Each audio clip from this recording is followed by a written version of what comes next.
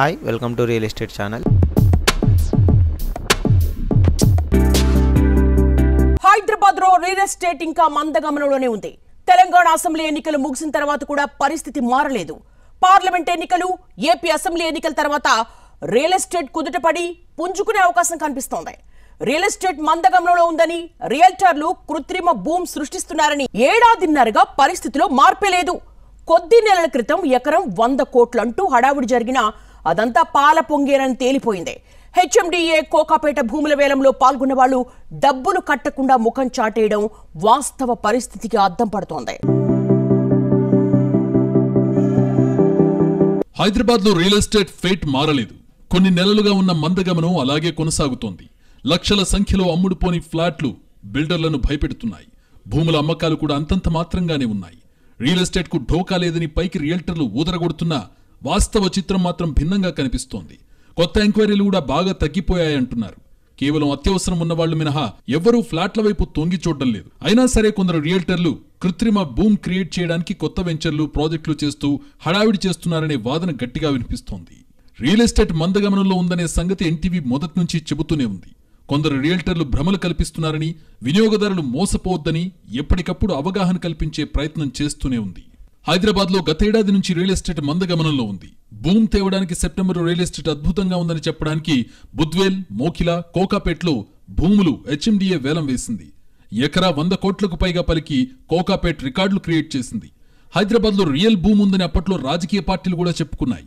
అయితే కోకాపేట్ మినహా మిగతా మోకిలా, బుద్వేల్లో హెచ్ఎండిఏ భూముల వేలానికి 30% అడ్వాన్స్ ఇచ్చి వేలం పాట పాడిన వాళ్లు ఇప్పుడు పత్తా లేకుండా పోయారని చర్చ జరుగుతోంది. దానికి తోడు గత ప్రభుత్వ హయాంలో జరిగిన భూముల కొనుగోళ్లు, అమ్మకాలు, కేటాయింపులపై తాజాగా రేవంత్ సర్కార్ విచారణ జరుపుతామని, అంతవరకు రిజిస్ట్రేషన్ మినహా ఎలాంటి భూ సమీకరణ, భూ సేకరణ జరపకూడదని స్టాంప్స్ అండ్ రిజిస్ట్రేషన్, రెవెన్యూ శాఖకు స్పష్టమైన ఆదేశాలిచ్చింది. కేసీఆర్ సర్కార్ 9.5 కాలంలో కేవలం పశ్చిమ హైదరాబాద్ ను మాత్రమే డెవలప్ చేసిందని, చాలా చోట్ల తమ సర్కార్ ఎల్బీ నగర్ నుంచి ఉప్పల్, కోంపల్లి, ఫార్మాసిటీ విస్తరించి ఉన్న కందుకూరు వరకు అందరికీ ఉపయోగపడేలా క్లస్టర్ల వారీగా ఫార్మా విలేజ్, గ్రీన్ సిటీ ఏర్పాటు చేస్తామని ప్రకటించింది. దీంతో కొత్త ప్రభుత్వం రియల్ ఎస్టేట్ పాలసీ ఏంటో స్పష్టం చేసే వరకు హైదరాబాద్కు నలువైపులా 100 కిలోమీటర్ల పరిధిలో రియల్ ఎస్టేట్ నెమ్మదించింది. మరోవైపు మోకిలా, బుద్వేల్లో హెచ్ఎండిఏ నిర్దేశించిన గజం ధర 65,000కు పైగా పలికిన భూములకు డిమాండ్ లేదు. వాటిని కొనుగోలు చేయడానికి వేలంలో ఉత్సాహం చూపిన రియల్టర్లు, బిల్డర్లు, వ్యాపార సంస్థలు డబ్బులు చెల్లించాలంటూ హెచ్ఎండిఏ అధికారులు వెంటపడుతున్నా ముఖం చాటేస్తున్నారు. అయితే మందకొడిగా ఉన్న రియల్ ఎస్టేట్ అద్భుతంగా ఉందని చెబుతూ ధరలు పెంచుకుంటున్నారు ఫ్లాట్ ఓనర్లు. కొత్త ప్రాజెక్టులో సంక్రాంతి తర్వాత చదరపడుగుకి 300 నుంచి 500 రూపాయలు పెరుగుతుందని, కొనుగోళ్లకు త్వరపడాలని ఊదరగొడుతున్నారు. మరోవైపు త్వరలో లోక్సభ, ఏపీ శాసనసభ ఎన్నికలుండడంతో క్యాష్ ఫ్లో ఆగిపోయింది. వచ్చే జూన్ వరకు కేంద్రంలోనూ కొత్త సర్కార్ ఏర్పడే అవకాశం ఉంది గనుక అప్పటి నుంచి తమకు మంచి రోజులు వస్తాయని రియల్టర్లు ఆశావహంగా ఉన్నారు. అయితే చదరపడుగుకి 300 నుంచి 500 రూపాయలు రేటు పెంచుకుని అలా వచ్చిన డబ్బుతో ఏడాదిన్నరగా పేరుకుపోయిన అప్పులు, నిర్మాణ వ్యయం, తెచ్చిన అప్పులపై వడ్డీలు కట్టడానికి వాడుతున్నారు. ఇక ఇప్పటికే హైదరాబాద్ చుట్టుపక్కల ఎల్బీ నగర్, ఉప్పల్, సుచిత్ర, కోంపల్లి, మల్లంపేట ప్రాంతాల్లో భారీ ప్రాజెక్టు ఓనర్లు కూడా ఎగువ మధ్యతరగతిని టార్గెట్ చేసి వెంచర్లు వేస్తున్నారు. ఓఆర్ఆర్ను దగ్గరగా చూపిస్తూ ఇక్కడ ఫ్లాట్స్ తీసుకుంటే భవిష్యత్ ఇటే ఉంటుందని ఊదరగొడుతున్నారు. చదరపడుగు 5,000 రూపాయలతో ప్రారంభమవుతోంది. నేరుగా క్యాష్ కట్టేస్తే 4,000కే ఇవ్వడానికి రెడీ అంటున్నారు. వెస్ట్ హైదరాబాద్ లో పాత ప్రాజెక్టులు కట్టిన వాటిని అమ్ముకోవడానికి నానా అగచాట్లు పడుతున్నాయి. గతంలో కొన్న భూములకు ఇప్పుడు రిజిస్ట్రేషన్లు జరుగుతున్నాయి. అందుకే రిజిస్ట్రేషన్ల సంఖ్యలో మరీ తగ్గుదల కనిపించడం లేదనే వాదన ఉంది. అంత మాత్రాన రియల్ ఎస్టేట్ బాగున్నట్టు కాదనే అభిప్రాయాలున్నాయి. ప్రభుత్వం భూముల రిజిస్ట్రేషన్లకు HMDA, GHMC, revenue, stamps and registration, directorate of country and town planning శాఖల్లో పూర్తిస్థాయి ప్రక్షాళన చేయాలని భావిస్తోంది. అందులో భాగంగా హెచ్ఎండిఏ అధికారుల్ని పూర్తిగా మార్చేశారు. గత ప్రభుత్వ హయాంలో రియల్టర్లకు ఇబ్బడిముబ్బడిగా మేళ్లు కలిగేలా నిర్ణయాలకు కారణమైన అధికారులను పక్కకు తప్పించింది. సీఎం రేవంత్ దగ్గరే పట్టణాభివృద్ధి శాఖ ఉండడంతో హైదరాబాద్తో పాటు తెలంగాణ వ్యాప్తంగా రియల్ ఎస్టేట్ అనుమతులు ఆయన గ్రీన్ సిగ్నల్ ఇచ్చాకే ఓకే అయ్యేలా ఉన్నాయి.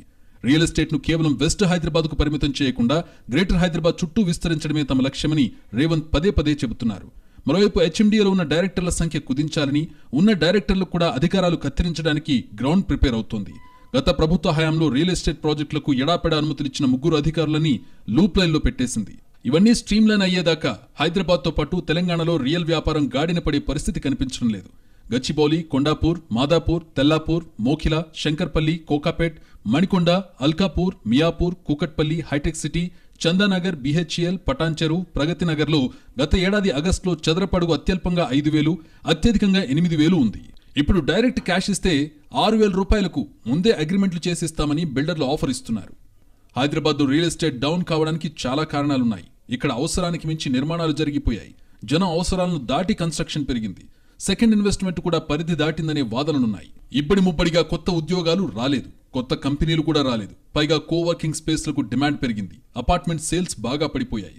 కొత్త కన్స్ట్రక్షన్స్ కి సమాచారం కోసం వచ్చేవాళ్లు లేరు. అలాగని ల్యాండ్ సేల్స్ కూడా స్పీడ్గా ఏమీ లేవు. జనంలో కొనుగోళ్ల సామర్థ్యం తగ్గింది, ఆసక్తి తగ్గింది. సెకండ్ హ్యాండ్ సేల్స్ కూడా అంతంత మాత్రంగానే ఉన్నాయి. చాలా వరకు కమర్షియల్ నిర్మాణాలు నిలిచిపోయాయి. ముడిసరుకు, సిమెంట్, స్టీల్ వంటి వాటి ధరలు, లేబర్ ఛార్జీలు పెరిగిపోవడంతో బిల్డర్లు అపార్ట్మెంట్ల ధరలను అమాంతం పెంచేశారు.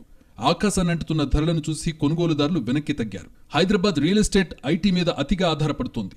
మార్కెట్ అంచనాల్లోనూ కేవలం ఐటీ ఉద్యోగుల్ని మాత్రమే పరిగణలోకి తీసుకుంటున్న ధోరణి ఉంది. ఇక్కడ చాలా రకాల పరిశ్రమలున్నాయి. లక్షల సంఖ్యలో ఉద్యోగులున్నారు. అన్ని రంగాల ఉద్యోగుల ఆదాయాలు బేరీజు వేసుకుని ప్లాన్ చేస్తే ఖచ్చితంగా వర్కౌట్ అవుతుంది. కానీ బిల్డర్లు ఆ పని చేయకపోవడమే ప్రస్తుత మాంద్యానికి కారణం. కరోనా తర్వాత ఐటీ కంపెనీలు కూడా చాలా మందికి పింక్ స్లిప్పులు ఇచ్చాయి. ఇప్పటికీ ఆ పింక్ స్లిప్పుల పర్వం కొనసాగుతోంది. దేశీయ ఐటీ కంపెనీల్లో అనుకున్నంత హైకులు కూడా ఇవ్వలేదనే వాదన ఉంది. ఐటీ ఉద్యోగుల పరిస్థితి పైకి చెప్పుకునేంత గొప్పగా లేదు. ఈ వాస్తవాల్ని గ్రహించని బిల్డర్లు ఇప్పుడు బోల్తా పడుతున్నారు.